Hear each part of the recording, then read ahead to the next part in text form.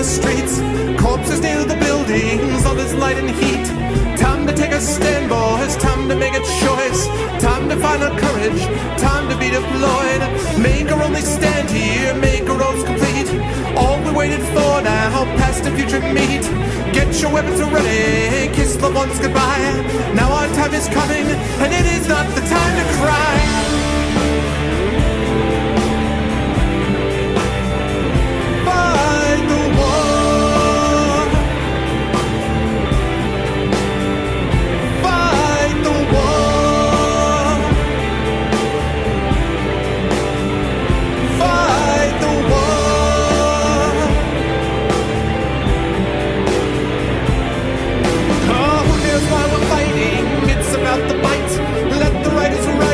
Settle wrong from right. In the time of conflict, when the bullets fly, in the space of seconds, a life you cannot buy. Face the facts before you, face the simple truth. We're hopelessly outnumbered, it's tragic but it's true. Make your last formation, take the final road. Now it's time for endings, now it's time to go.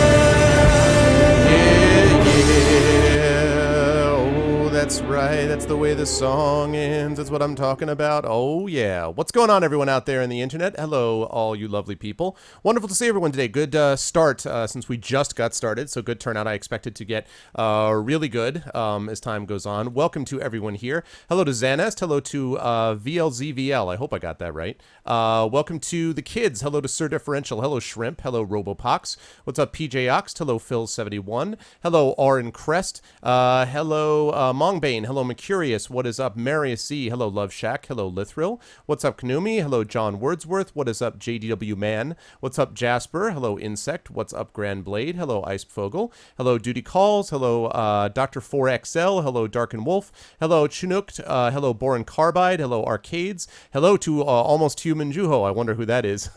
Hello to Apples. Hello to Lego Freak. And hello to Satolbo. Hi, everybody. Good to see everyone, and welcome into the stream. Very, very big stream for me. I'm very excited about it to get a chance to chat with these folks. But we're going to be doing that in about 14 minutes from now. We're actually going to be going live with the interview in about 14 minutes at 6:30 p.m. I am going to be, before that, just chatting a little bit with all of you. Then I'll take about 5 minutes around 6:25. I will make sure that I get them all on. Everything is sort of tested and ready to go, although I have already tested as much as I can, I think, on my end. So it's just a matter of the Skype side. They are already connected with me via Skype, so we should be good to go, I believe. Do I want some pizza? No, I'm good, actually, Insect. I had a salad. I got my salad right here. So I'm good. I appreciate the pizza offer, though.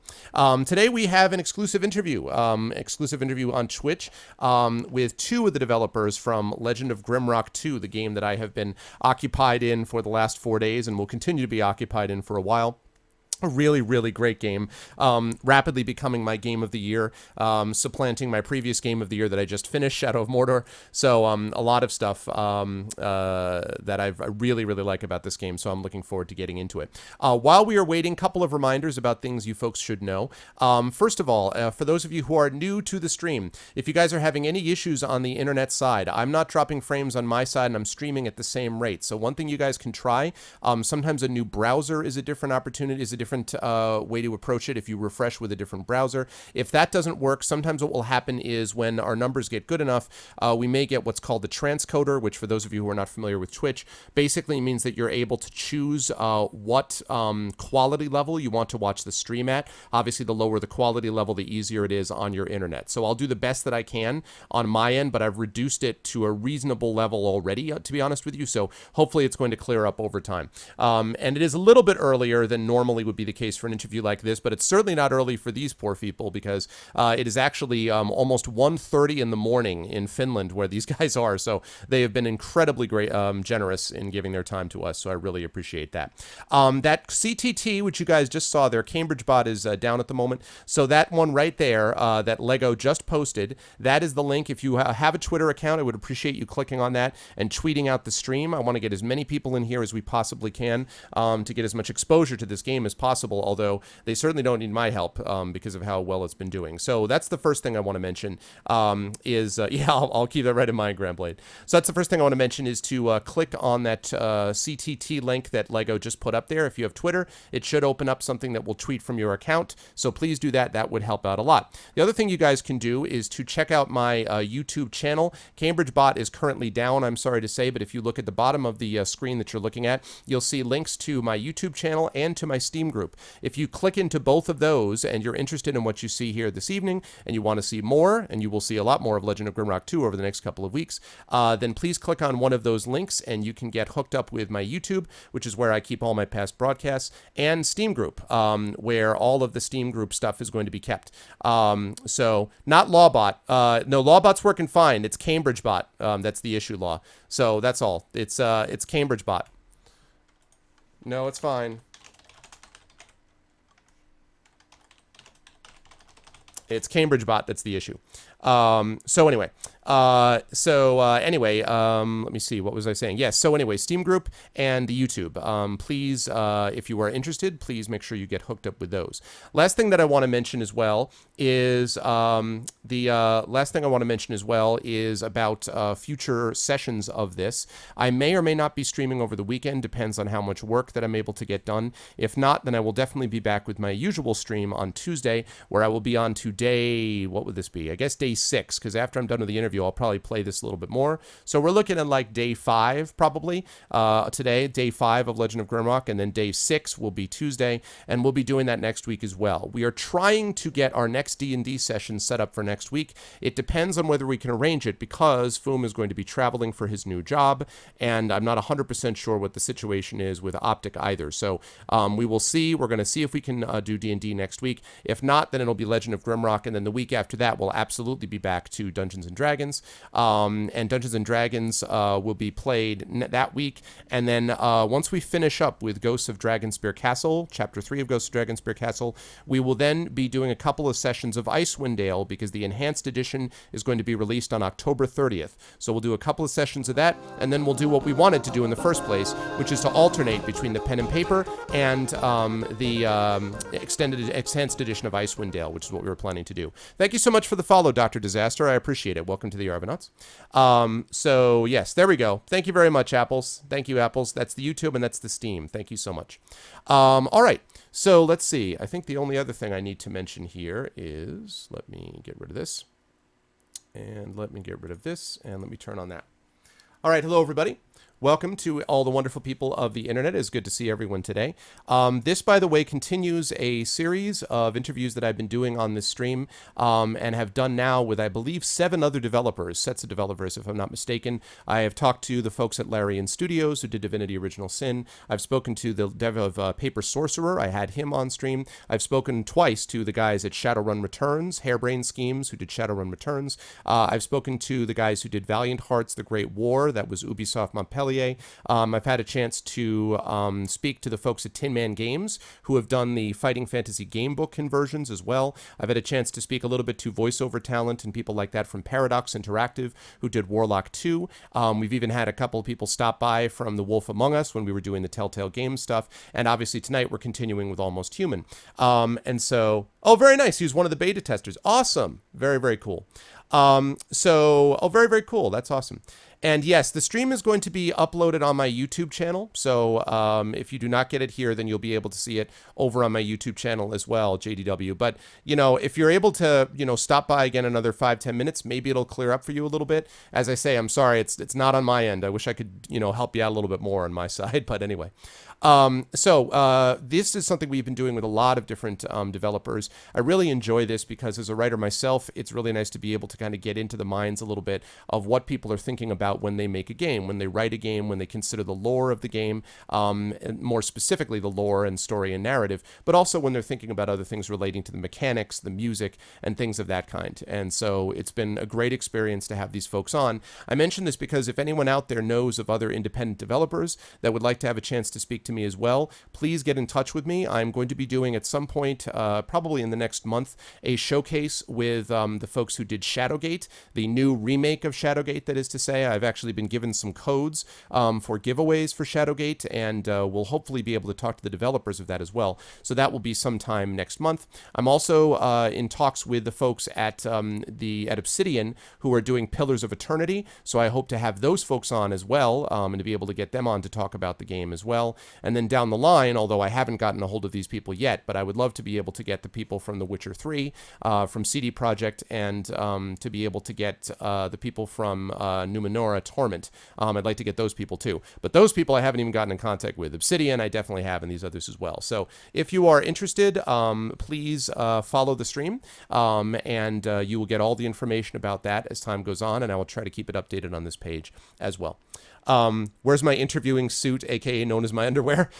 My underwear is not to be visible here. Today I'm wearing my Irish Wolves football jersey. I believe this is a jersey that I wore when interviewing, I think, the Harebrained Schemes guys the first time, I believe. So that's what I was doing as well. Congratulations, Law, on the interview. That's great, man. I am glad to hear it, man. I expect now that we're going to have a pipeline right into Best Buy. I'm hoping that's the case. I'm hoping that's what we're looking at, a pipeline right into Best Buy now. Everything I ever need, we can just go to Best Buy. Let's see. Oh, thanks, Insect. I appreciate that, man. A tabletop game with me because of my storytelling. I appreciate that. Thank you, Insect. I love tabletop games. Yes, I do. Okay. Now, last thing I'll mention, and then I'm going to duck over and make sure that I can get a hold of these guys and make sure they're working on their video. Last thing I want to mention is just about the bot. Currently, we have Lawkeeper bot working, but Cambridge bot is down. So for my regulars, the informational stuff you might normally do, like ! follow Arv, is not currently working until Cambridge bot is back up. So exactly. So if my mods, like Lego just did, are able to put up there, that would be appreciated. So if you're able to do that periodically, so that people can click on it if they wish to follow my stream, that would be lovely. So there we go. And then yes, the CTT link again, which I think I gave to Lego also. This is the CTT link. If you want to click to tweet out the stream, please click that, and you will be able to do so. All right. Now I'm going to put you guys on silent for a minute, not because I don't love you, but because I want to make sure I can get these folks on. Okay, so bear with me for about 3 to 4 minutes, and then we will be back on and we will start the interview. Okay, so hang tight. I'm going to go mute. You'll still see me, but I'm going to be muted. So if you can read lips, God bless you. But otherwise, I'll see you with audio in about 4 minutes. Okay.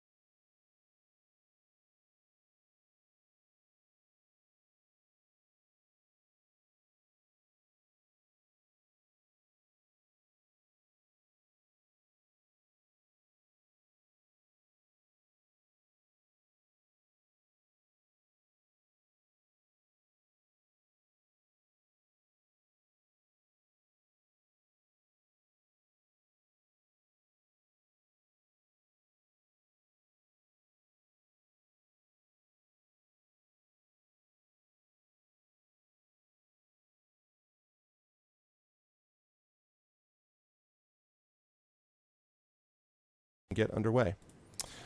All right, everyone. So you see these two wonderful gentlemen up to the left-hand side of your screen. Those are not random people. They are, in fact, the people that we're talking to tonight. So, as I said, I'm very excited about this because Legend of Grimrock 1 was the first game that I ever streamed on Twitch back in April of 2012. It was a kind of a phenomenon for me because I grew up playing Eye of the Beholder and Dungeon Master and Lands of Lore and all the games that I think these guys did and were inspired by, although I'm going to ask them about that. So when I found out when the release date was, I was super excited to have a chance to do it as well, and I was lucky enough to be able to get both of them on here. So I would like everyone, please, in chat to say hello to Juho and Antti from Almost Human Limited, who are the makers of Legend of Grimrock 2. Guys, again, thank you so much for being on tonight. I really appreciate it. No problem. Yeah. So I want to start by asking, and hello to wonderful gentlemen. Yes, Chad is already reacting. So I want to start by asking you guys a little bit before we get into the game, the initial inspiration. I've read some of the inspirations that you folks had about these games, but I've heard from a lot of people who've said that it reminded them of one of the Dungeon Master, Eye of the Beholder, Lands of Lore, one of those types of games. Was there one that was particularly an inspiration for Legend of Grimrock 1? And was there one that was more of an inspiration for Legend of Grimrock 2? Was there one game that sort of became more something that you wanted to use more in LOG2 or not? Well, I suppose like the our primary goal was like to revive Dungeon Master. Okay. You know, that was like the game that me and Petri were big fans of, and of course we love Eye of the Beholder series and other dungeon crawler games and Ultima Underworlds, as well as like more modern RPGs too. So that was kind of like our starting point.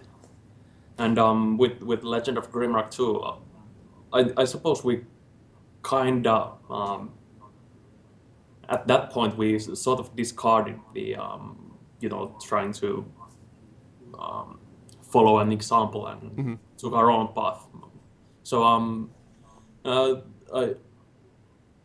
I think we just kind of took the ball and ran with it after making Grimrock 1, and we just thought that how we could like improve and enhance on what we did with the first game. Right, which is one of the things that I notice in reviews. The reviews of this game have been phenomenal. The review from Rock Paper Shotgun, practically they should just shut down the site after that review. That was about as good as I've ever seen, and it's deserved. I mean, it really is a tremendous game. But what I'm curious about is, I mean, it seems like what everyone said was this is more of everything we liked about Legend of Grimrock 1, and it removed most of what we didn't, if there was anything. So, I mean, were you, in your sort of working through Legend of Grimrock 2, you had such a huge success in LOG 1. What was sort of your design principle in terms of making it bigger and better, but not ruining what was, such a great game in the first place? I'm just curious about what you decided you had to tweak and not tweak, and that's for either one of you. Well, it's mostly gameplay stuff, so I guess Antti is better to answer that question. How to know what to tweak? I don't know. Of course, like in any long development process, there was like a lot of like trying things out, what works, what doesn't work, and a lot of the ideas were like things we wanted to like do with Grimrock 1 already, but we didn't quite have the time for it. Can you give me an example of that? Is like a specific thing that you really wanted to that you couldn't but now could with the resources and time? Yeah. We did a lot of stuff with the AI that we couldn't like. We didn't have the time to like put the resources into AI, so that there's like more special attacks to the monsters and that they can like react to the players' movements more intelligently and to prevent the kiting problems, problems. Yeah, the square dancing that people accuse you of. Yeah, but it's just the game. yeah, to some extent, and then there's also things we wanted to do with skills and items and things of that nature. You know, like the power attacks we have now for the weapons are something that we actually came up with the formula during the development of Grimrock 2, but during Grimrock 1 we wanted to have something to trigger, like some special moves with, you know, we had those special moves during Grimrock 1 that you could trigger by random, and Right. you know, that wasn't like very satisfying, at least from a designer's point of view. So you want it to be more sort of deliberate in when people were able to trigger those abilities or not. You're talking, I guess, a little bit about maybe some of the weapon abilities, for instance, like okay, like stun or something. Okay, I see. Yeah, that's interesting. And actually, another innovation that struck me quite a bit about this is the multi-level stuff, which I wasn't thinking as much about. I mean, I guess, you know, Grimrock was always on one plane for the most part, with the exception of the pits. But you do a lot in this game in 2 with ladders, with, you know, monsters that jump over ladders that actually gave me one of the many jump scares I talked about earlier. I was joking with Juho about that, the insects that jump out of a pit at me out of nowhere, which I wasn't expecting because I thought they were safe and on another level. So I'm curious about the sort of design challenge part of that. Is that, I assume that's a lot more work to program, or is it just something you had to devote some extra time to? Because that does add a tremendous amount to the sort of vitality of the world, but it struck me it must be a pain to get the AI to function, let alone just, you know, the actual movement of the sprites and so on. Yeah. The multi-level stuff, you know, since Legend of Grimrock 1 was, you know, as you said, programmed to function on a single plane. Yeah. And since we started with Grimrock 2, we expanded upon the first one's engine. So there was a lot of leftover code and a lot of bugs we discovered along the way. I mean, well, nobody else discovered them, I'll tell you that. I said that this is about as rock solid. Both of them were about as rock solid as games bug-wise as I can imagine. So kudos to you guys. Thanks. But yeah, there was a lot of hard-coded things. You know, a lot of assumptions had been made with AI and pathfinding and automap and everything with regards to the multiple levels. And you know, the multiple levels were a thing that we kind of flirted around with very early on during Legend of Grimrock 2's development, and then we put it on the shelf for like a few months. Oh, really? Yeah, because it felt like too much work. Yeah, just from a graphics point of view, there's so much more stuff that we have to do to get the multi-levels, and we went back and forth with it. Yeah. It's not so much as that you have to make more building blocks. It's that the system is much more complicated when the things have to fit together, not only in like horizontal plane, but also like vertically. You know, you have to have building blocks that stack on top of each others, and that adds a lot of complications to the graphics things. Yeah, absolutely. I've also been doing, before I got the last couple of games, including yours, I've been doing a Ultima Underworld run through on my channel, which was one of my, maybe the most influential PC game when I was a kid. Ultima Underworld just blew me away. And you mentioned that as one of the influences. Did you guys, now obviously that is not grid-based, but it's very much incorporated, you know, 360 degrees, being able to fire up, down, look up, down, left, right, which for a 1992, whatever it is, era game is pretty amazing. So was that part of your mindset as well, about this is one thing we want to be able to interact between the levels, not just being able to sort of move between them, if that question makes sense? Yeah, sure. I mean, you know, if we were to do like multi-level stuff, we wanted it to be like, you know, meaningful, so that it's not only eye candy. Yeah. Because and once we saw that, I think Petri did some quick testing and quick hacking to get it working. So once we saw the first drafts of the multi-level stuff, then we were sold and started pushing it. And it really paid off. Yeah. And it's interesting too. I hadn't even thought about the possibility. I would think when you gave up on something, that would be it. But the fact that you were able to go back to it, I guess, speaks to the robustness of the first engine. I mean, that you had an engine strong enough to be able to adjust, to be able to bring things back in from development that you thought you weren't going to use. Did that happen with other things as well? I mean, were there other things you initially thought no, and then you came back to and said, yeah, maybe we can give this a shot? Yeah, from a programmer's point of view, the good thing about Legend of Grimrock 1 is that it's still pretty simple game, and it's easier to expand on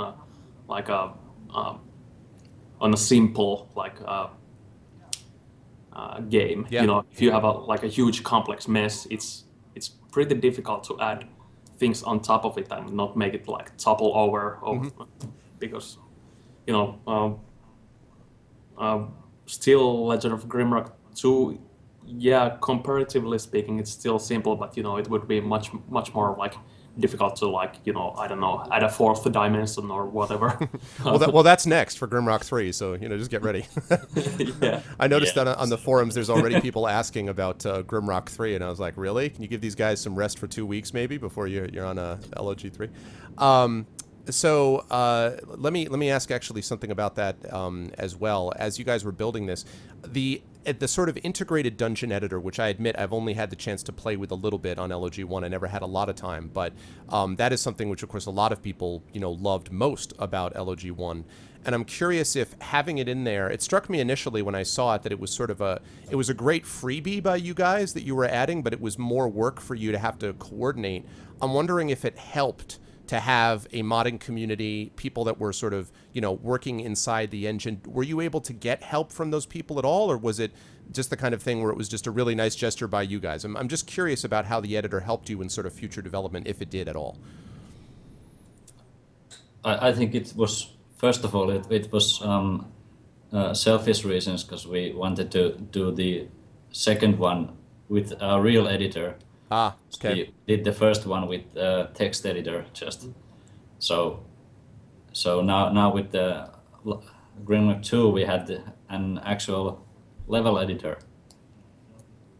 Okay, so it definitely, you had sort of something, this concept in mind about what you wanted to develop. Could you see yourself, I promise I'm not going to ask when Legend of Grimrock 3 is coming out, but could you see yourself building more games with this engine? Obviously you'd have to expand it and refine it, or more or less do what you did for this off of LOG1, but could you see building more off of it in future for other sorts of games, either in this universe or others, or is this kind of the end of this development, cycle with this?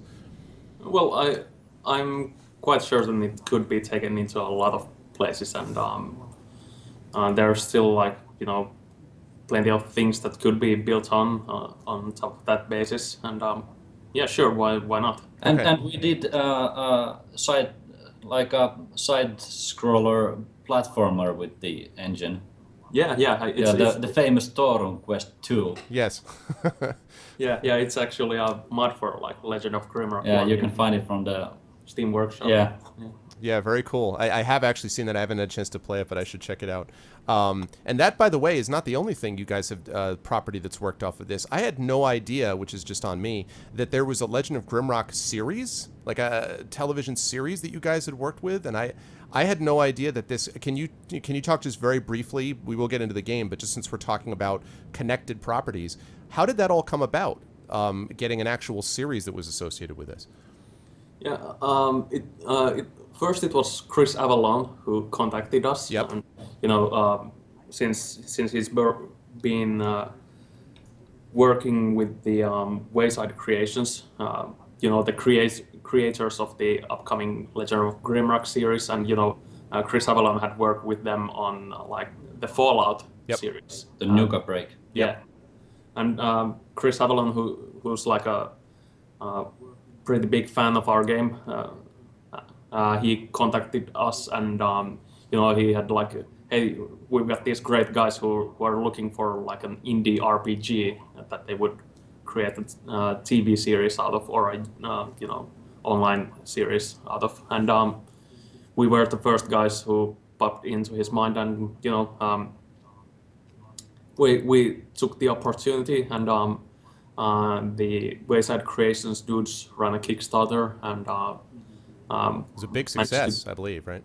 yeah, it was pretty good success, and uh, now they've been working on the script. We read the script, and we did a few passes back and forth, and now the script has been approved, and so I believe it's still like in pre-production phase, but they should be shifting into production. I don't know when. Hopefully pretty soon. Yeah, we don't have so much control. We want to give them artistic freedom to Yeah. what they want. What, but I'm curious about that though. What was your sort of guiding principle about what you needed to see from them to make it something you would be willing to pass over their property? Because I'm a writer myself, as I mentioned, and so I've had to work a couple times with this where I've had books that have been optioned for films or different projects, and I'm always curious to ask creative professionals what they're thinking about when they hand their baby over to someone else to do. So what did you want to see from them when you were looking at the script, for instance? What were you looking for from the script from them? No, mainly that it would follow the main canon of the Grimrock universe. Okay. But we didn't want to limit them too much because they do all the work. So we wanted them to enjoy it and just oversee that it wouldn't cross too many paths with the original game. I got you. And did you, in the process of sort of doing all that, so I know that you said that they're just going into pre-production and so on. One of the things I really, really enjoyed about this game and the first one was instead of you do have a couple of cinematic cutscenes, the big cinematic cutscene at the end of LOG1, obviously, and there's other little examples like that, but most of the story, not unlike, I think, the Metroid Prime series or games like that, rather than sort of leading you through it with a series of cutscenes, sort of Mass Effect style, you have a lot of sort of revealed story, is what I call it, like these little snippets of lore and notes that you pick up and statues that you find that say something, not just for puzzles, but that kind of fill in the lore. And so I'm wondering, how did you guys put together the universe first before you ever started to sit down and write the game? Did you think about, did any of the universe sort of reveal itself as you were working on the game and you thought, oh, we should add in this part or this part? I'm curious how much back end there was, before you actually started programming stuff. The world of Grimrock kind of grew along with the game. Yeah, we had some basic ideas and things before we started working on the game, but I suppose the majority of it came during the development of Grimrock 1 and then subsequently Grimrock 2. I see. Okay. I did. Sorry. No, go ahead. No, after you. I did a small Word document of the history of the Northern Realms to help us get some history to the place, and when we for example referenced some places with the item descriptions, then we could have some meat on the bones. Mm-hmm.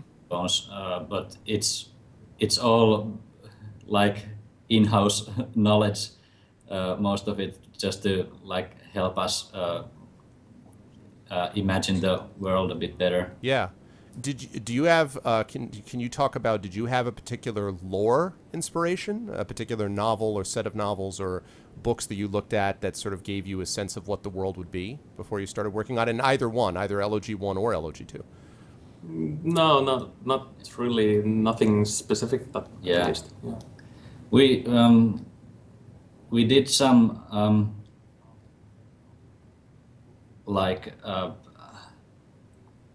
decisions that we didn't want to use the classical races like elves and dwarves. Right. Just because they are so used, so we wanted to get something different, and we kind of wanted to dodge the the standards of fantasy a bit, but Mm-hmm. there's still much of it in Grimrock too. But yeah. No, but you're right about that. I mean, the race is. I mean, my party is, let's see, a human, an insectoid, a minotaur, and a ratling. So I tried to be as diverse as I could be. And you're right. I mean, those are not sort of standard things that you expect. And I love the little adjustments, the ratlings with the mutations, and I think it's the lizard man, or I don't remember if it's the lizard man or the rat that eats more food. Is it the lizard man that does that, or the lizard race that's higher food consumption? I don't recall which one is more food consumption. I think Minotaurs. It's the Minotaur. I'm sorry, that's right. Yeah, it's the Minotaur. But I love those. I love those little tweaks, and it does make you feel that even though there's this sort of, I finished with the party creation, and my chat at the time said, "Wow, there's a group." They're just sort of this complete, hodgepodge. But it makes it a lot more interesting, I think, because you're drawn into, each of those individual characters, rather than just, kind of focusing on the stuff that we've already seen. So yeah, I think you did very well with that as well. But okay, one last question before we actually get into playing a little bit. And for chat, I've been noticing you guys have been asking some of these questions, which is great. We have 70 people in here now. That will keep going up. Again, this is my interview with Almost Human, two of the developers from Almost Human Limited. And I want to ask for people who want to ask questions. I will give you a chance to do that.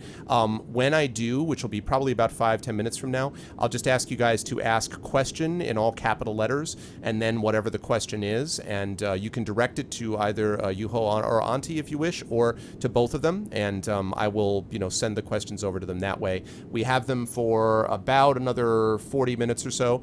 You can see that they're already downing Red Bull and stuff like that, so they'll stick with us as long as they can. So let's see. So one other, there it is. I'd like us to actually get supported. So Red Bull, if you guys could just, little sponsorship, that'd be nice. Yeah.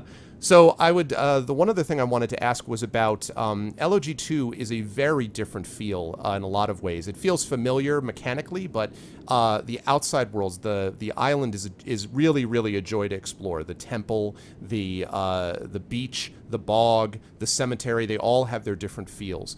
And it struck me that having an outside environment where you didn't have a roof over your head all the time had to be a very different thing also. And I'm curious about what gave you the idea for an island as opposed to, whatever else, another dungeon, let's say. And the size is so much larger, or at least it feels so much larger. I'm curious about what you were thinking about in those terms. I mean, you could have easily done another Legend of Grimrock game just set in another dungeon that was somewhat bigger, and I think you would have had people being happy. But you really went above and beyond, it seems to me. So I'm curious about why the island and what you were sort of thinking about environmentally as you were kind of putting this together. Well, an island itself, it's a very classical set piece for adventure. Anytime you have an island, you're bound to have an adventure, and with rat pirates, no doubt. Yes. yeah, of course. And it's a very good sort of naturally contained a mini universe. The island has very clear borders, and since we don't want to have, a sort of Skyrim-like experience where there's vast tracts of land, but we wanted the game to be very compact and, there's things to do everywhere, and, an island is a nice compact place. Right. That you could explore it given time, as opposed to Skyrim, which you're I'll never see all of this. Yeah. Basically. And some other ideas that we've been throwing around have been places like cities and such places. But a ruined city was one of the ideas we've been talking about. But island is very flexible since you can have multiple different locations within the same island. Mm-hmm. And we played around with the some a world map where you could travel to different places and go to cities and meet NPCs, but it wasn't Grimrock. Yeah, it didn't have the same. Yeah, I know what you mean. This definitely feels like Grimrock, albeit a very different kind of environment and world.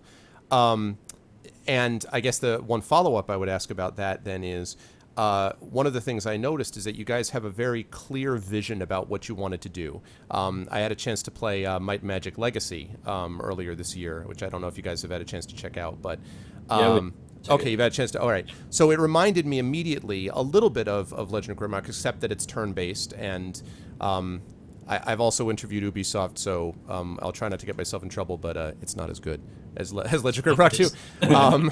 But I mean, you know, clearly they were doing something that was along the lines of trying to make this sort of open world, but still have it be manageable.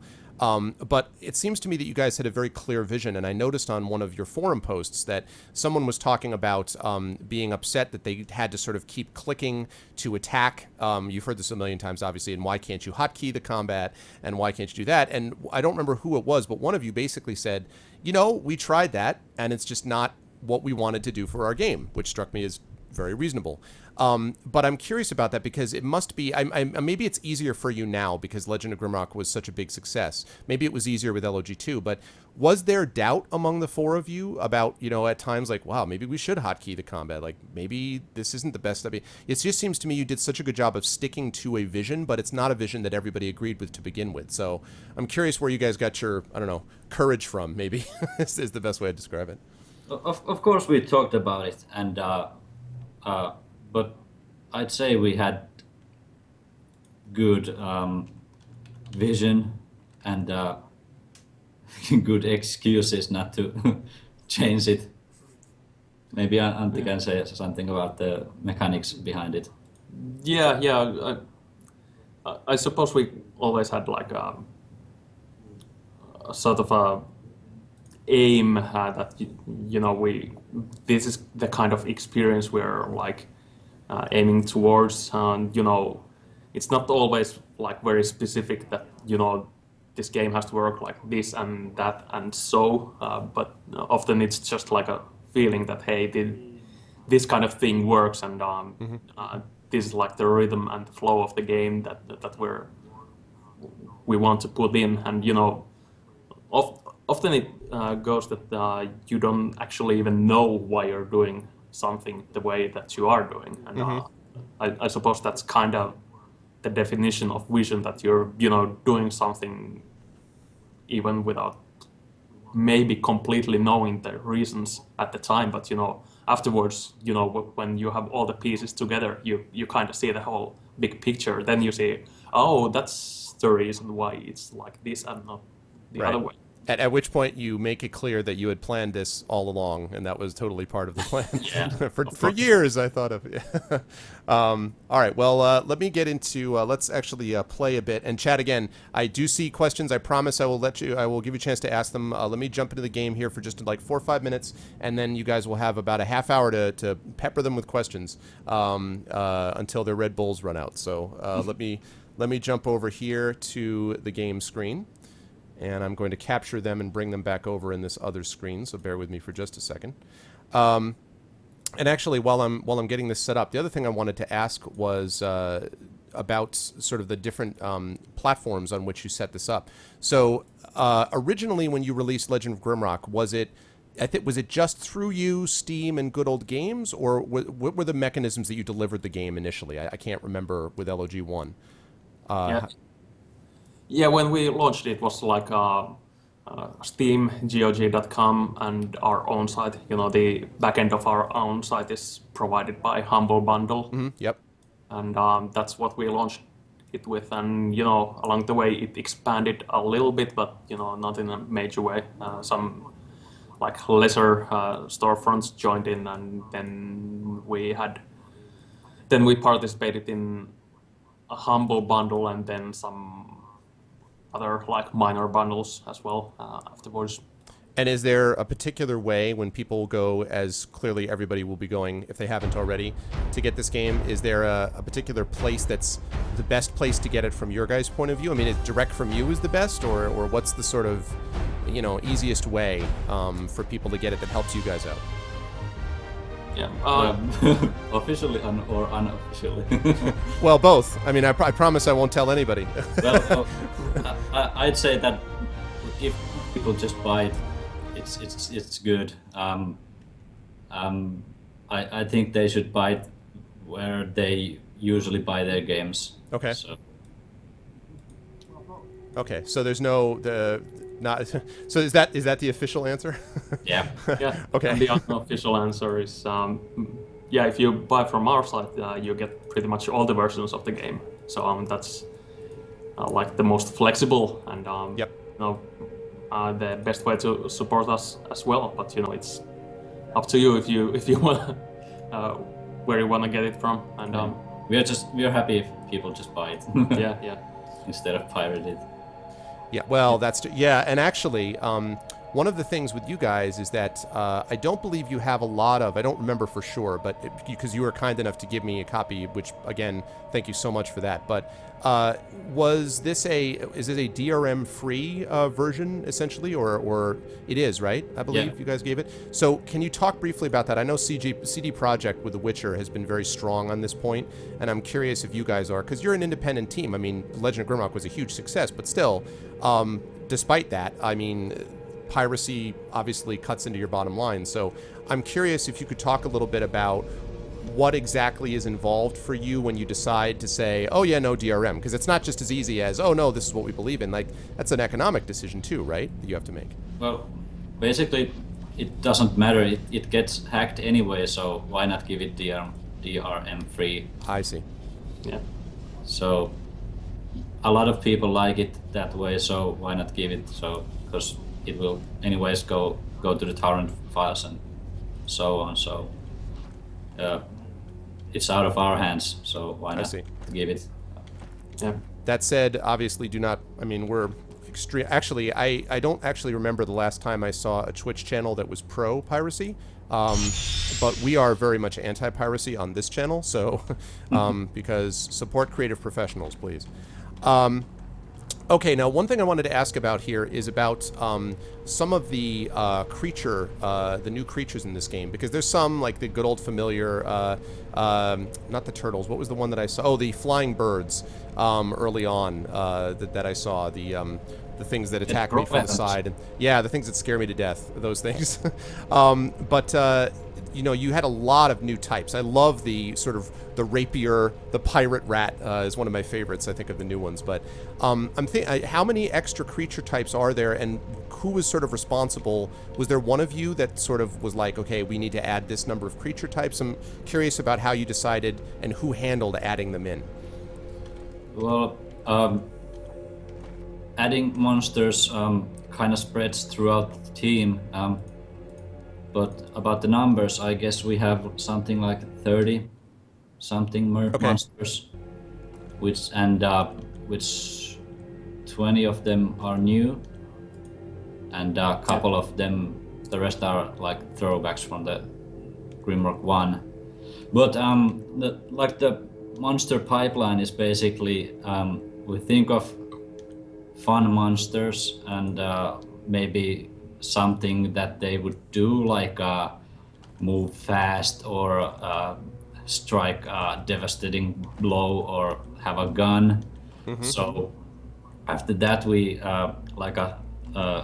do a brainstorming of maybe different races and maybe look at some D&D books, monster manuals, that how other people have approached those things, and then basically it's up to me to visualize it and do the 2D art and 3D models. Then we throw it to our animators, our two-man animation department, and after that it's off to Petri, who implements it in the code, and in the end Antti places them into the levels. Okay, so that's a very clearly defined actually pipeline. Yeah. And again, basically it goes through all our team. Okay, so that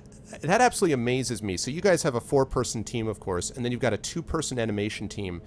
Is that it? I mean, how many is there anyone else that gets outsourced besides beta wtesters and folks like that? But as far as who's the core team besides the 4 of you and the 2 animators?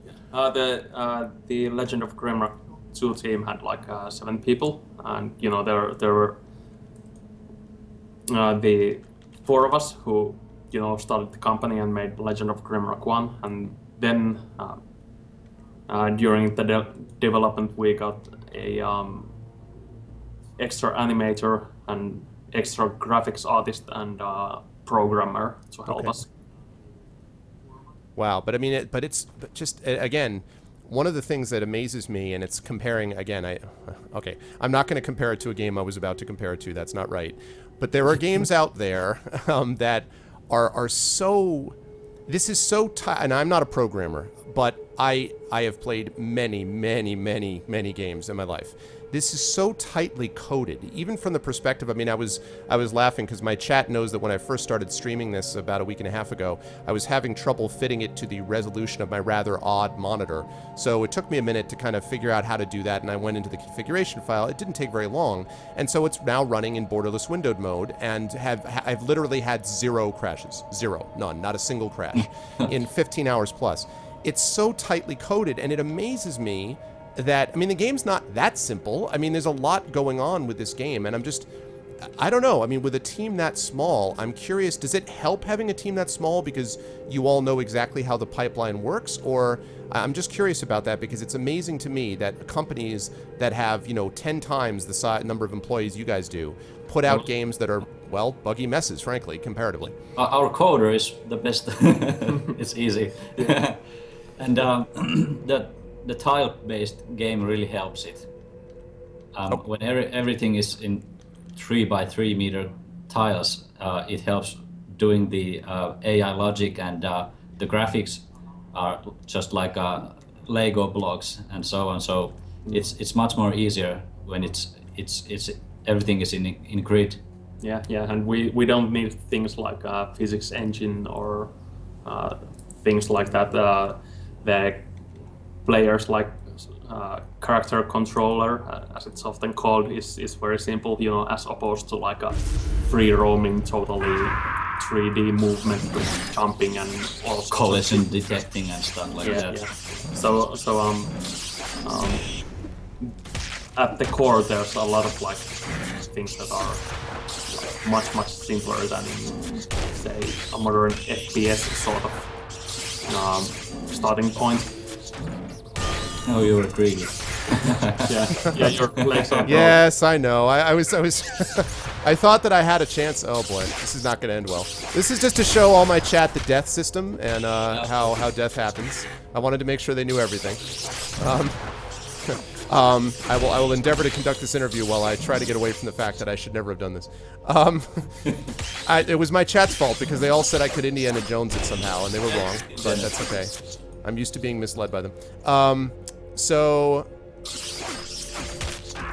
sorry. This is. Let me just reload that. That was never going to work. Yeah, probably. It seems so promising for a while.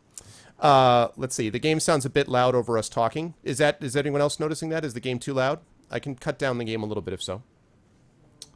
Let me adjust that. Is anyone else noticing that? That it's a little bit too loud? I can make that adjustment right now if so, but let me know before I do it. Too loud? It is a bit loud? Okay. All right. I certainly don't want the rat men to overwhelm our discussion. So, okay, so it's interesting. So a lot of what you guys were able to do then was sort of having a clear understanding. Okay, now it should be better, I think. Having a clear understanding of what we were looking at going in. About, what was it I was going to ask about here? Let's see. Oh, about the sort of consistency, I'm wondering if there's a process to sort of determine, okay, this looks consistent within like this tile looks as if it would fit with this other tile. I'm wondering what the sort of QA process was for that. Was there a way through one of your team you'd say, I don't think this tile or this monster would actually fit in this environment? Did you guys have a chance to do some of that? Or I'm wondering how many times someone came back to someone else and said, you know what, we have to rethink this or not. We had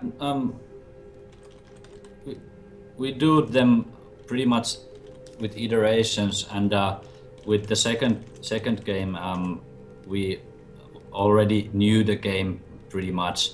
It was basically harder with Grimrock 1, but now we know the game and kind of have an instinct of knowing what fits and what doesn't. But Still, there was a couple of things that we dropped, and that really we had to see it in game before knowing if it would work or not. But luckily, there wasn't that many. I think there was like a couple of monsters that got dropped, and we dropped one wall set, I guess, or converted it to a different wall set because it was not fitting to the new theme that we got running halfway at the production. So, but luckily, we have developed like an instinct of knowing what fits and what doesn't. Yeah, and overall, like the process that we use to like see that hey, something doesn't fit or work well, it's very organic. You know, the process is that there's no process actually. You know, we don't have like an art department and a QA department and things like that, and it's just that if someone notices that something is off, something doesn't kind of jive with the overall game or whatever, and then people just start talking about it, and usually it's pretty clear to see where the issue is. You know, this kind of process would be like pretty much impossible in any team that's like bigger than say 10 people. But you know, since it's a very small team, we can manage ourselves without managers. Yeah, and certainly the success of it has meant that you don't have to worry too much about going elsewhere for publication support or things of that kind, because you're able to. I talked to the I had a chance to interview the guys from Stoic Studio about the Banner Saga, and that's a 3-person team with some outsourced as well, but not a whole lot. I mean, again, maybe 7-8 people total that worked on that, maybe 9 or 10 at most. And they said something similar. They all came from BioWare, and they all talked about the difference of coming from a big, major company and the sort of hoops they had to jump through. And there were positives to it, but they said they sort of liked having, I don't know, a more sort of, I think they put it like sort of guerrilla programming, a more tightly focused, thing where they could kind of call their own shots, even though there was more of a risk. In some ways, they were living and dying on their own terms, I think is how they put it. Is that kind of the way you guys see it? Yeah. Yeah, totally. And everything is so much faster. We've been working also in big companies, but we didn't have to have a meeting to change, for example, the torch light. We just changed it, and that's it. Now, are there have got to be, I assume, disagreements that come up occasionally where you go, no, this is not what I want, and someone else says no, and Petri bothers both of you for whatever. I mean, yeah. does that ever happen? And if so, I wonder how those disputes, other than hand-to-hand combat, which I'm sure is what my chat would prefer, but assuming that it's not hand-to-hand combat, how do you actually resolve disputes between yourselves if they come up, disagreements? Well, like human beings. Okay. Okay. We try to remain civilized. Yeah. Well, successfully most of the time. Sometimes, yeah. But yeah, we try to talk them through, and usually it's the side that wins is the side that is best for the game, let's say. I see. Okay. So combat resolves everything. Yes, next. Yeah, that's true. So it's as long as your focus remains on the work, on the art, in a way, I guess that sort of keeps everything going. It keeps the egos from getting in the way, I guess, a little bit. Yeah. You're just running around there. Yeah, no, well, I was actually trying to hit every plate in a pathetic attempt. I know I'm going to have to actually go back and figure out this puzzle. All right, well, let me actually give chat a chance because you guys have been waiting so patiently. All right, chat, now is your chance. So if you guys have questions, please write. And hi, by the way, folks who have just come in, welcome in. It's good to see everyone here. I see we have Knox, who's a Twitch admin as well in here also. Now we have about 80 people in here. So hello to everybody. Again, I am fortunate enough to be joined by Juho and Antti from Almost Human Limited. These gentlemen are up now at I think we're now at, oh God help me, 2 o'clock their time in the morning, which is just horrific. But I am... Red Bull is kicking in, so... The Red Bull's kicking in. All right, so now's your chance. So if you guys, so welcome, and if you like what you see in here, please give me a follow, and please make sure to buy this game. I'm a huge fan of this game and LOG1, so. All right, oh my God, here come all the questions in a row. All right, let me scroll up a bit. Question, did Comag Master Quest have any input into LOG2? That's an inside question that I don't know. Maybe you guys will know what that is. Yeah, it's a mod that one fellow on our modding community called Comag made. You know, it's like a remix of Legend of Grimrock 1. And, okay. I do most of the levels myself, and I haven't played the Master Quest. And so it's unlikely that it has much influence on the game. Gotcha. Okay. Runedog Twitch, do me a favor, hold on to the question about other projects. Ask it again, please, in a few minutes, because I want to stay on LOG2 for a little bit, and then I promise I will ask that question. Jordy Bear asks, question, were there any ideas for new races or classes that ended up on the cutting room floor, and was the farmer added as a response to complaints about excess food in Grimrock 1? Either one of you can take that on. Yeah, the farmer, you know, it's not a response to that, but I wish it were. and sorry, what was the first question? The question was, were there any ideas for new races or classes that ended up not being used?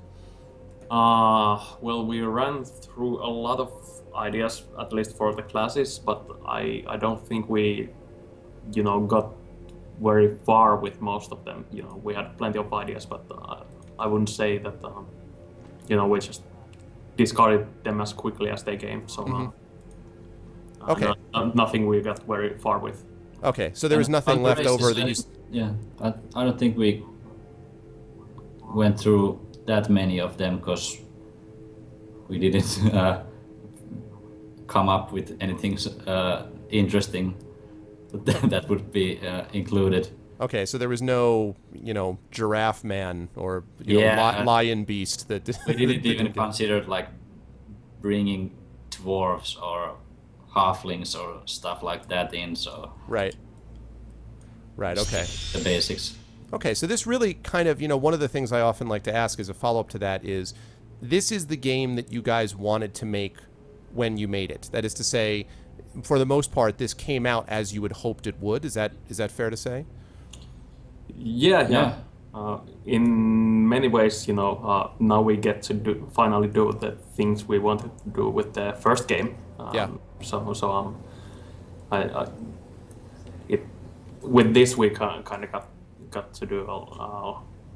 It was a cathartic experience in that sense. Yeah.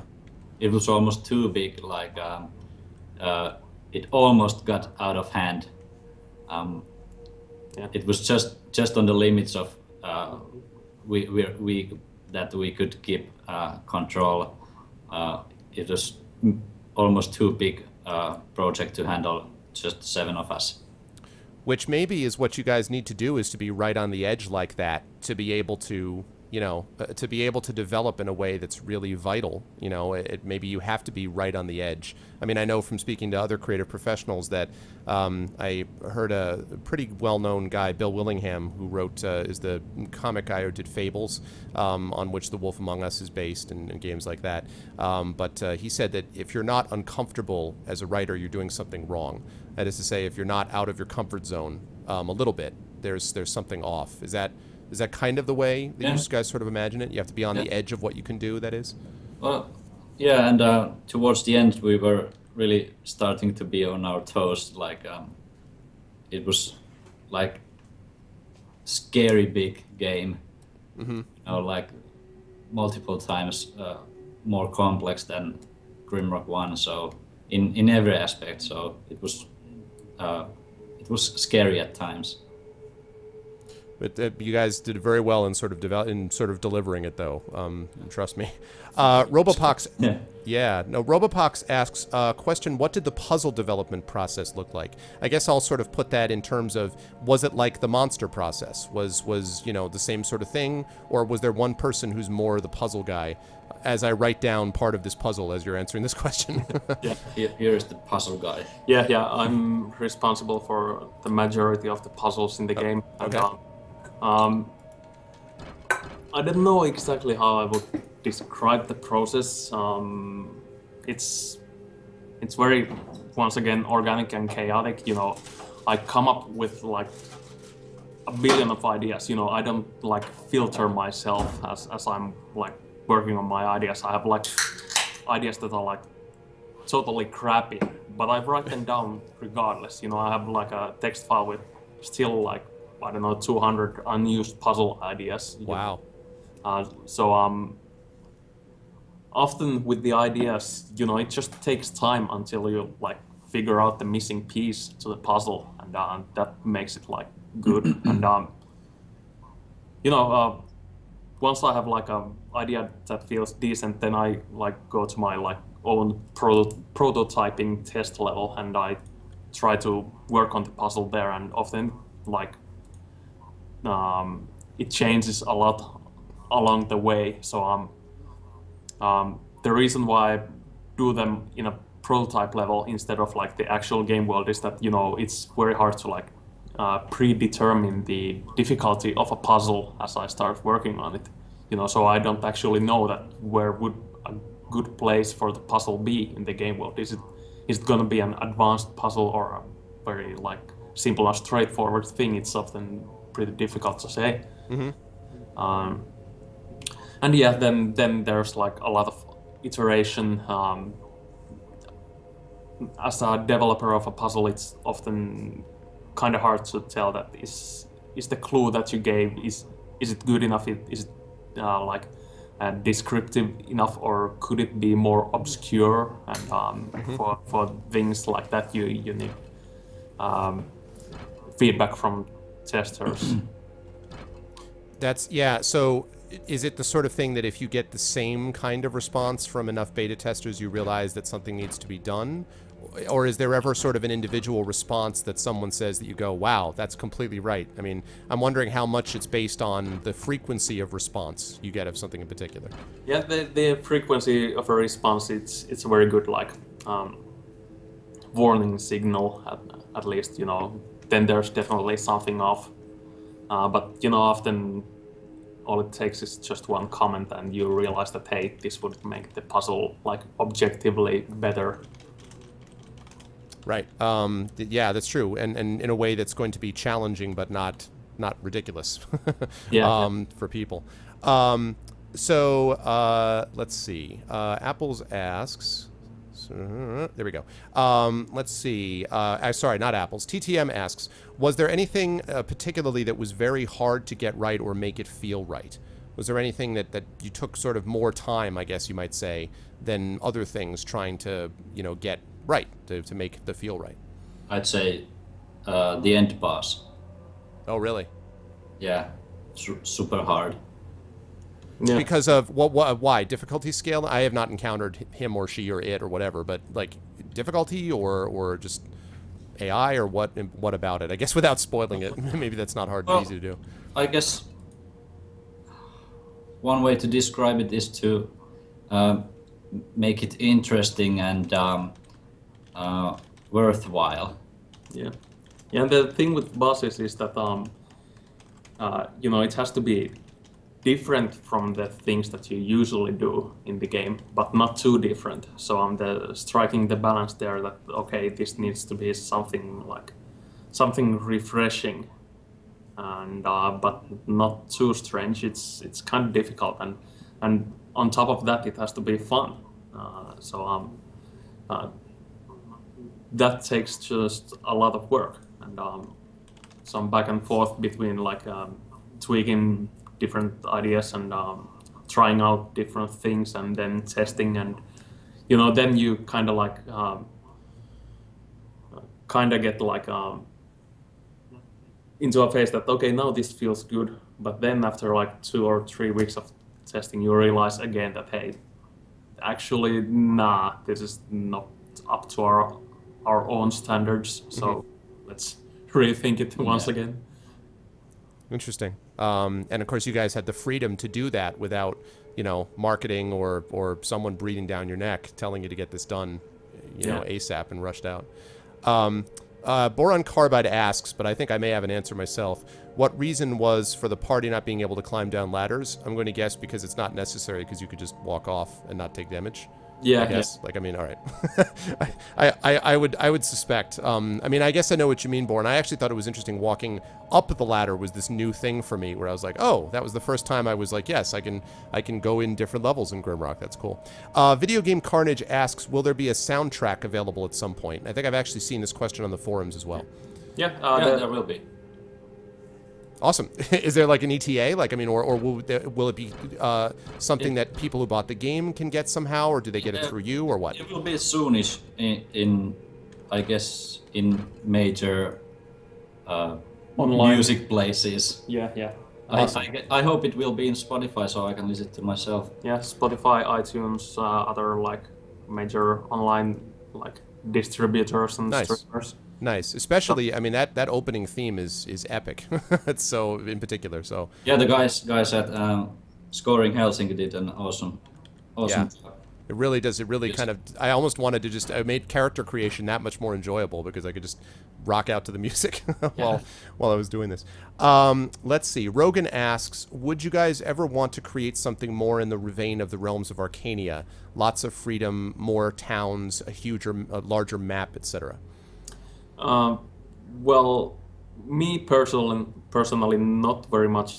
Since that at least in my mind is like, it's a fairly well covered with other like big RPG games, Skyrims and others, that kind of try to create a living, breathing world.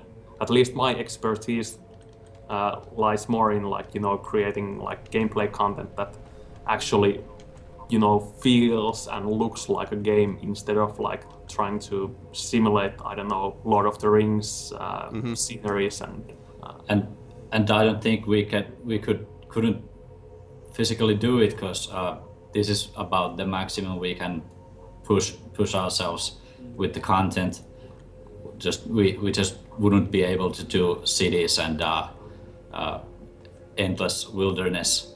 Yeah. Even though it would be random generated, but you would still have so much content in there, so that it wouldn't be possible for us to make. And we don't want to, start outsourcing stuff because that's just ridiculous. Then we would be managers of ourselves, and we want to do games and not open up Excel all the time. Yeah, I can. And it's important to like aim low so you can like exceed your expectations. That's true. Setting the expectations game is something we've talked a lot about recently in the game community with a game like, for example, Shadow of Mordor, a very different kind of game where there was even a review, embargo, up to that game and released to very good reviews, partly that were so good because people were surprised, like, oh, this is actually a lot better than we thought it was going to be. Now, you guys didn't have that to work with LOG2 because you guys had actually set higher expectations just because of the quality of the first game, but I guess it was manageable. You knew that it was manageable, within the team that you had, I guess, which is the big difference. Yeah, the tricky thing about sequels is that when you make a sequel, it has to be like twice as good as the first one to be regarded to be as good as the first one. If you just make more of the same, people are gonna regard it as worse.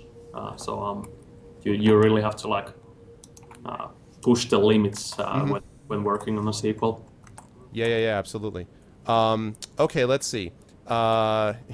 Yes, exactly, Thork. Holy questions, Batman is right. Let's see.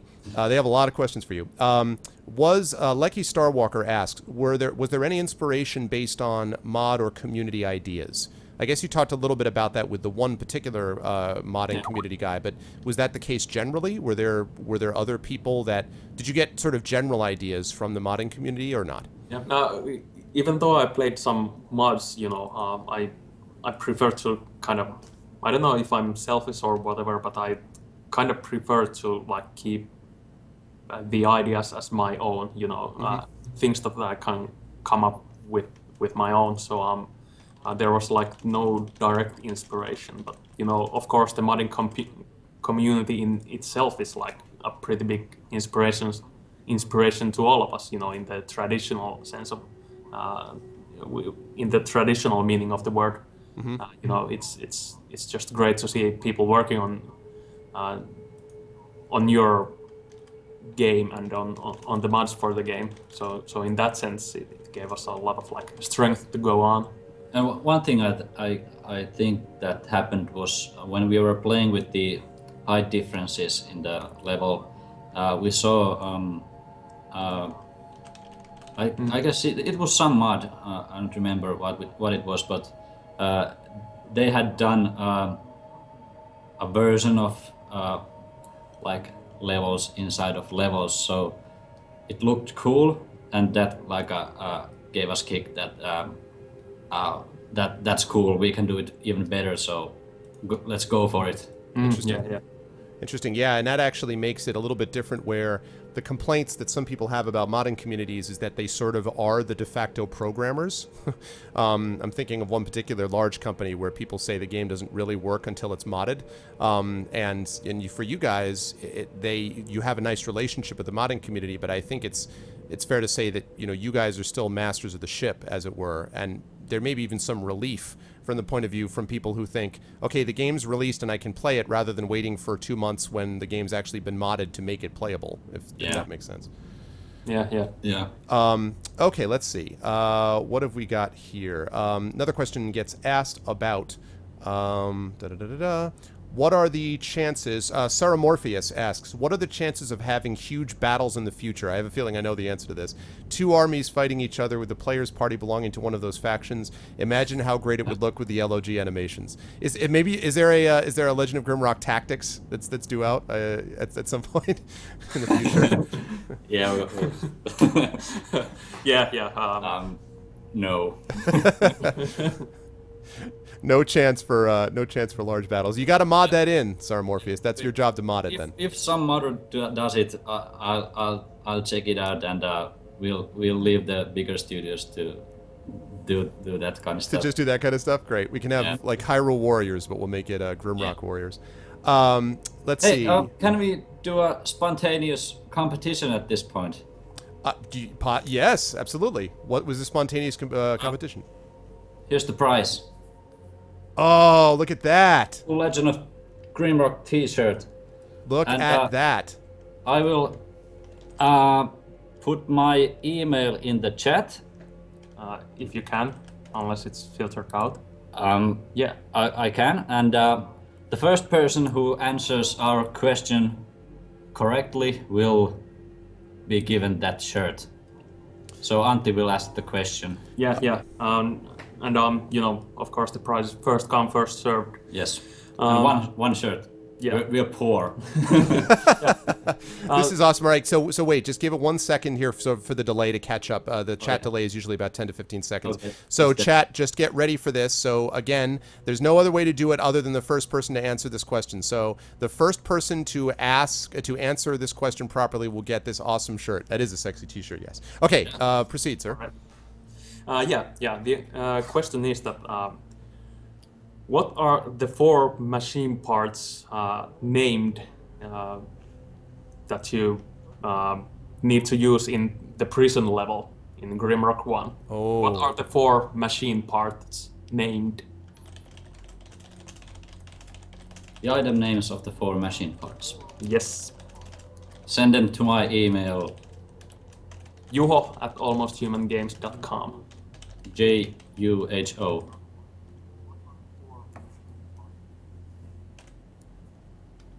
Awesome. That's cool, guys. Thank you so much. That's a cool idea. have you got? You'll be getting you'll get responses fairly quickly. So again, the question is, what are the 4 machine parts named in the prison level in Grimrock 1? Now, if you guys watched my Grimrock level, now this is back when I started, so this is over almost 3 years, well, 2.5 years ago now. But if you watched 2.5 years ago, you would know exactly what this was, and you would have to email it. You'd have to email it to him. So again, the first person to email it to him. So get on those emails, send it, and head it off that way.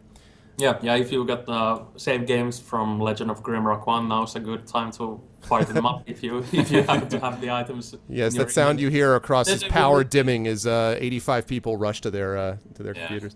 Very cool. Thank you guys. That's a cool Easter egg that I was not expecting. So that's awesome. Thank you.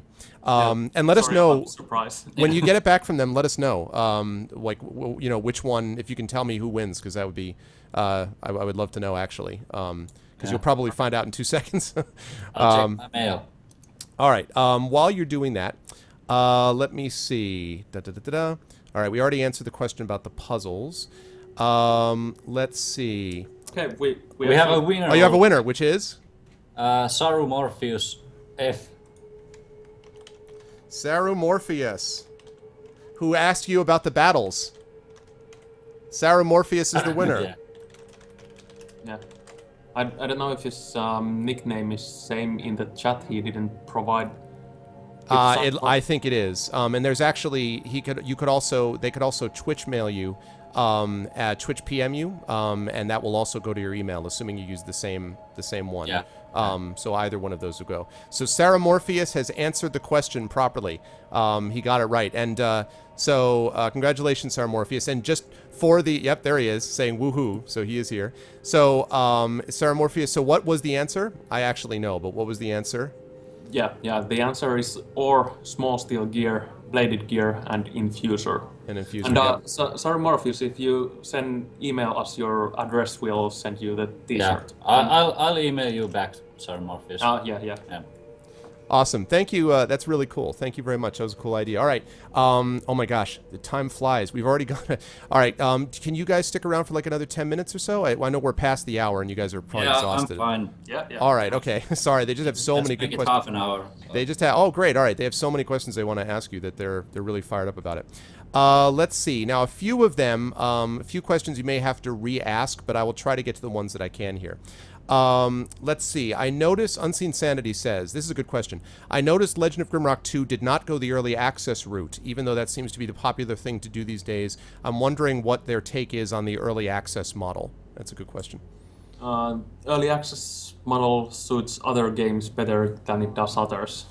Since our game, it has like, while it's not like completely linear in the strict sense of words, it's still like a static world. And we don't have like procedural levels, or we don't have like multiplayer gameplay. So it kind of devalues the game if you like first play a crappy version of the main campaign, and then you play a little bit better version, and then a little bit better. We wanted the people to play like the perfect version of the campaign, since first impression is like it's the most important one you can have.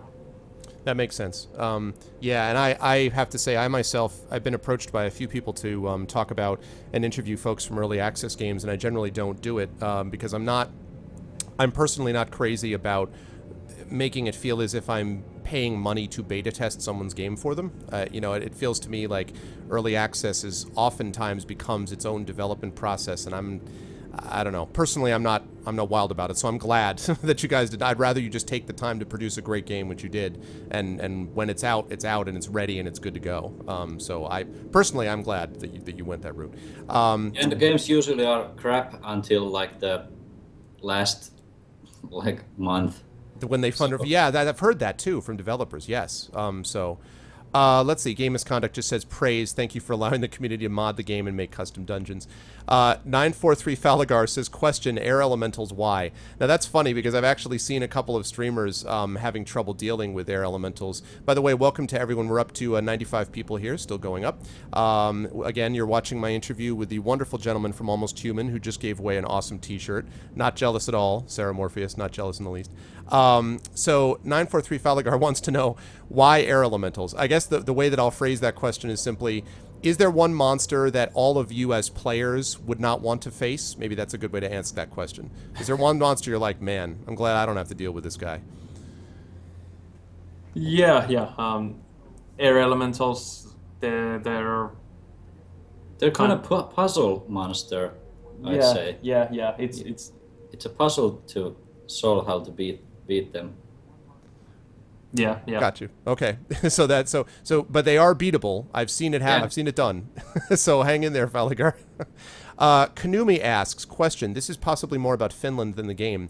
Will Almost Human be the forerunner in bringing back old school hardcore PC games to Finland? I still remember the great PC game era of late 90s, early 2000s. And actually, I have at least 5 or 6 regular viewers from Finland who are particularly excited about this interview. So what do you think? Are you guys at the vanguard of Finland PC development, game development? I don't know. Even if there would be like a sudden influx of like hardcore PC games pouring out of Finland, I wouldn't dare to take credit for it. I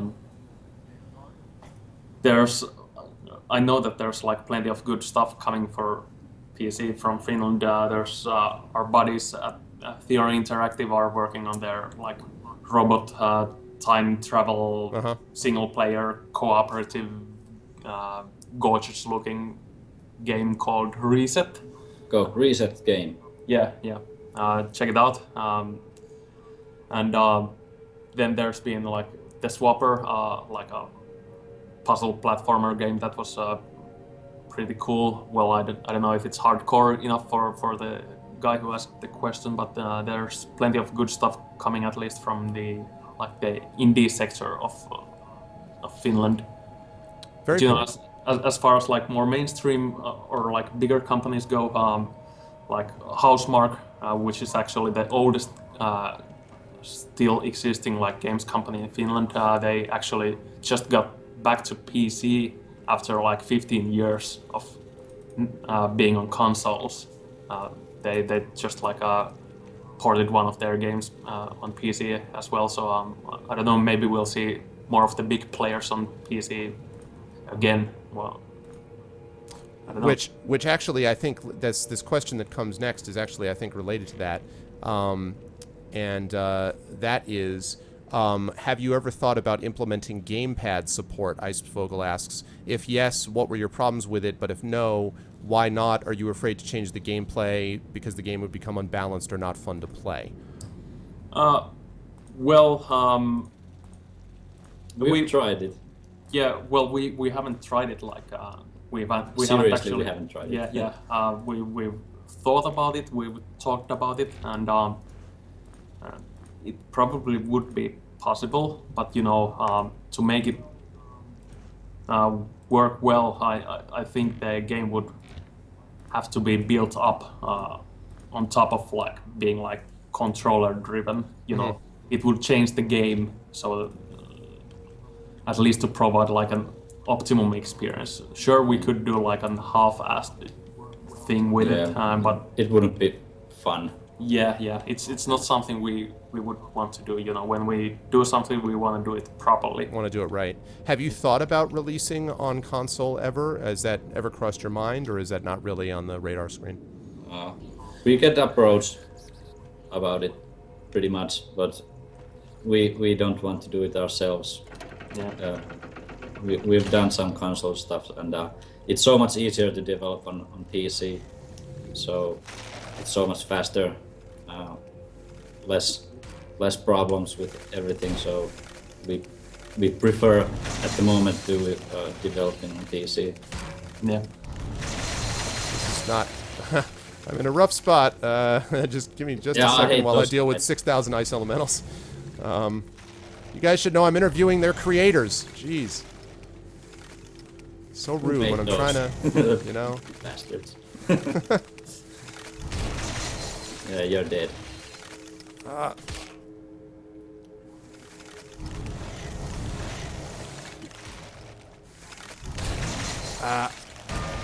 one. Throw a firebomb. Got one.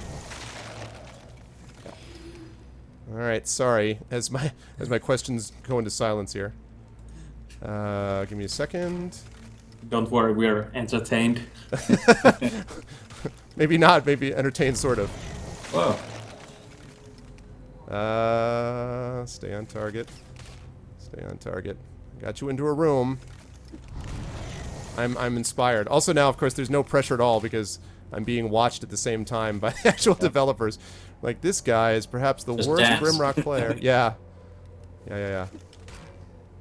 Oh my goodness. And incidentally, let me just say thank you for making missile weapons viable because my back row person is surprisingly effective even against creatures that I would not think would be effective, and so I'm personally very grateful for that. Oh, miss. Let's see.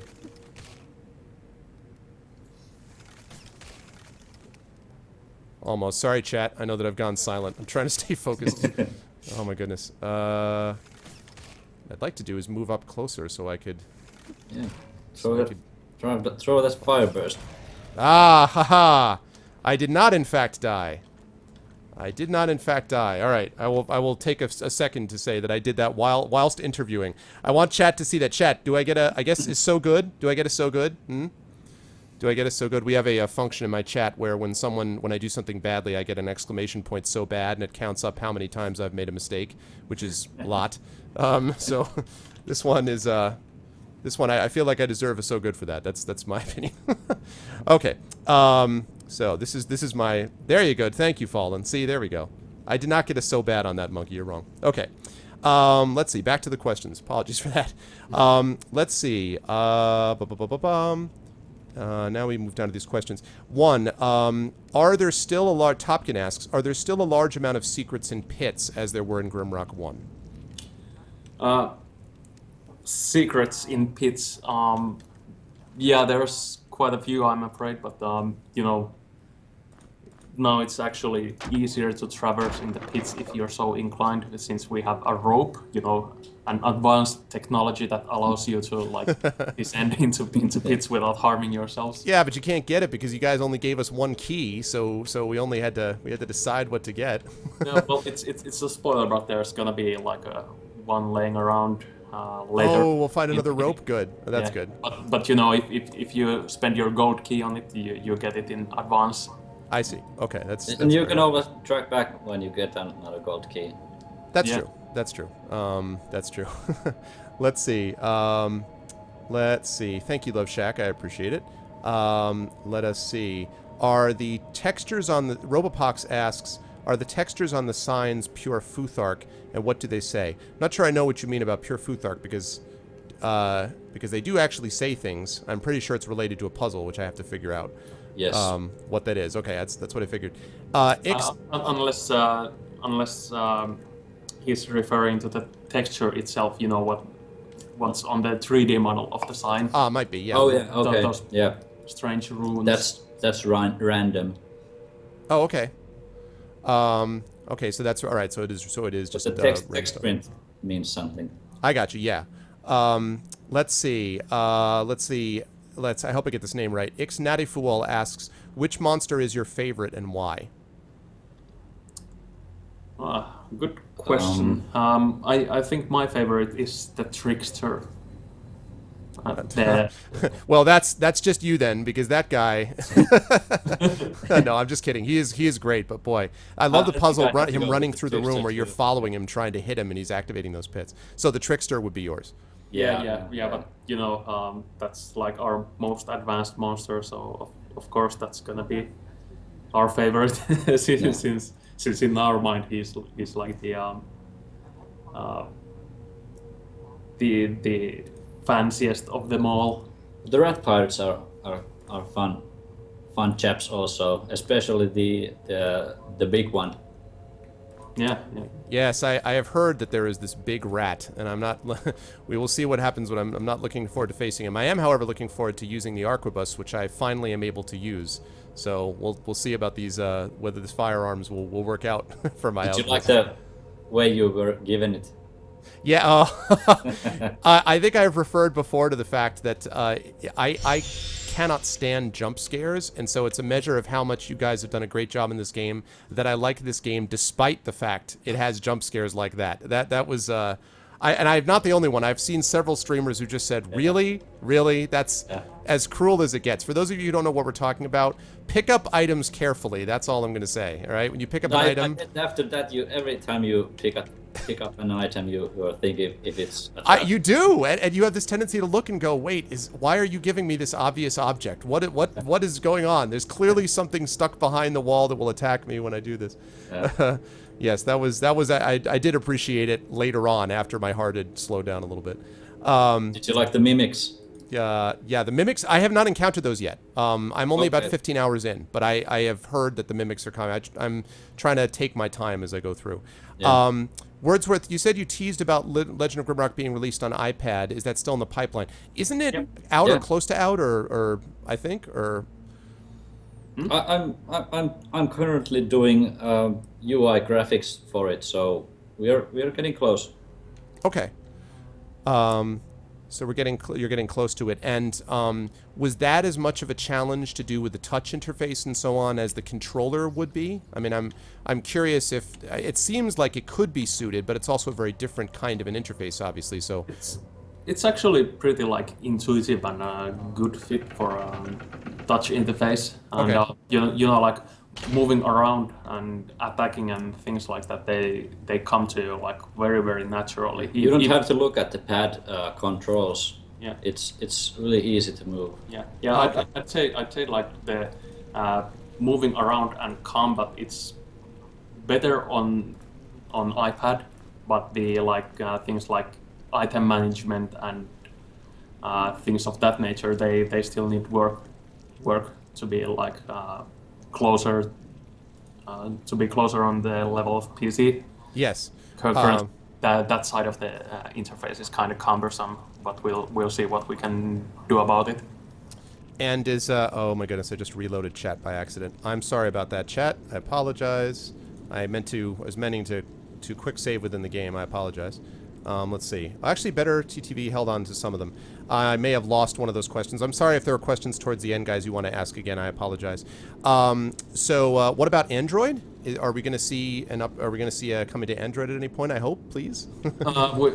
First, we'll have to see how the iOS version goes, and no promise or anything yet. But Yeah. it's a far more trickier platform from developers' point of view. You know, the device fragmentation and Yeah. different stores and such. For a small team, it just takes more like balancing. And we really wouldn't like to have any ads on the game, because And premium games on Android apparently are not like a very lucrative business. Yeah. So yeah, it would be if you guys are. I mean, I'm an Android person myself, which is why I ask. But it would be lovely if that could happen at some point. So let's see. What was I going to ask as well? The related to this. So sorry guys for the questions. Here we go. Question. So this I believe is an inside question from MSY Blade. Question, Antti, one room round robin 3, 5, or 6 months from now, talk you into doing a room. If by then I've managed to cure my level design hangover, definitely. then you'll be able to do it. All right. Let's see. No, they did not answer. I didn't ask about Linux game. Go ahead and ask that question again. Maybe actually I'll ask that question. I happen to have a couple of folks on my stream who are very big Linux devotees, and I'm curious if that is on the radar screen one way or the other. Currently, no. It's of course a possibility, but you know, Linux to us, you know, we experimented with Grimrock 1, porting it to Linux, and it's kind of difficult to support a platform that you don't know anything about. And, Yeah, we outsourced the porting, so yeah, and in many ways it didn't go brilliantly for us. It caused a lot of stress and such. And if there's a good reason to like go to Linux again, like business-wise or otherwise, then sure we'll consider it. But at least for the time being, we're not going on Linux with Grimrock 2. So that answers your question, chat. If you want there to be, if you want there to be a good business reason, you guys know what to do. It's up to you guys to make it a good business reason to do that. As I see yet another thing which clearly you want me to go get, so I can fall into a pit or be consumed by fire or something of that sort. So let's see. So that answered that. I think that answered that question. Again, apologies if people asked a question. Please go ahead and ask one again if you missed one, because I accidentally cleared those questions that I didn't mean to do. And hi to Aura. Hi to all the new folks that are in here. We're at 90 people now. Hi to everybody. I am in the midst of doing my interview with two of the Almost Human devs, Juho and Antti, and I am very grateful to both of them. They've already given away a shirt, so you missed your chance to get your awesome shirt. But you have not missed your chance to talk to them and ask them different questions about the design, things of that sort.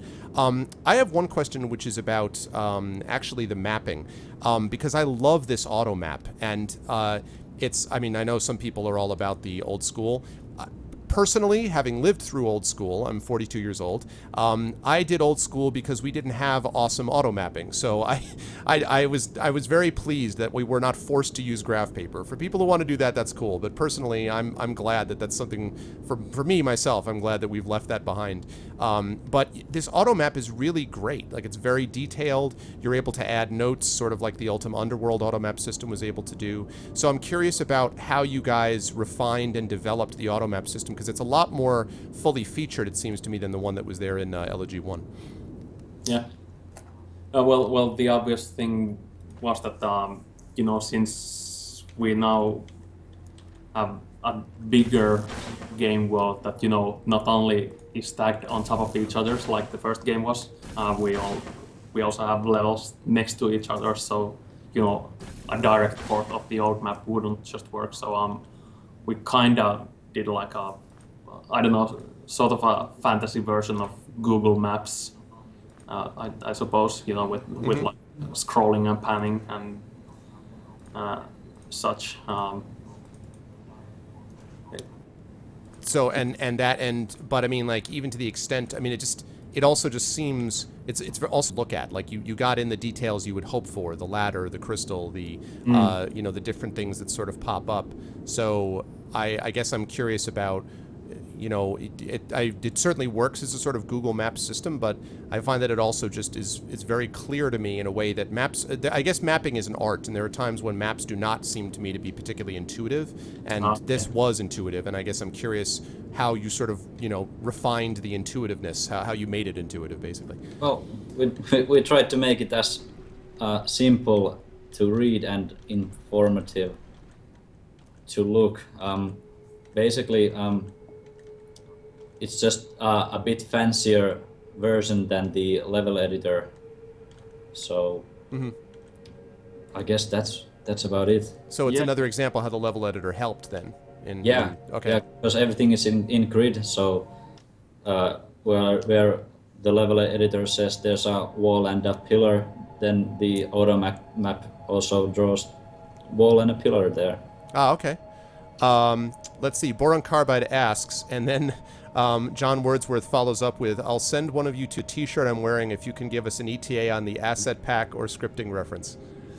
I don't know. I can't give you any promises. I mean, it's very, very high on top of our priority lists, of course, but if Petri would be here, he might be able to answer the question. So you can put it off on him. Yeah. As opposed to the guys who were willing to drain Red Bulls and stay up all night to chat with us. No, that's so all right. So that's but it is a high priority item though for you. Yeah, Yeah, we'll eventually get it there. Gotcha. Beast asks, question, I've read that willpower and vitality is bugged in that it doesn't give you a per level bonus to mana and health, only an initial bonus. Is this true? The bug actually was in the description that implied that it would give a bonus on level ups like it did in Grimrock 1. Okay. We actually modified it to be so that each point increase you get to willpower and vitality gives you a one-time increase in the stats. And the reasoning behind that is that during late game we want it to be important for the player to like boost these stats during late game as well.